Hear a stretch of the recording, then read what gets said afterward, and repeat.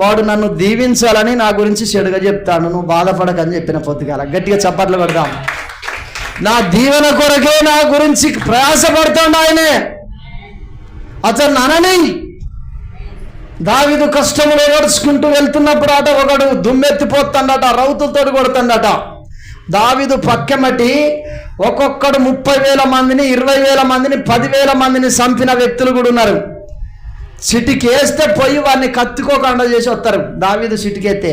కానీ దావీదు మౌనంగా ఉండి అంటాను కదా, అతడు తిట్టినందుకు దేవుడు నన్ను దీవిస్తాడయ్యా, నా దీవెన కొరకు అతని తోటి దేవుడు నన్ను తిట్టిస్తాను, తిట్టని రాదు, తిట్టేది నన్నే కదా అని చెప్పి అన్నాడట. హల్లెలూయా.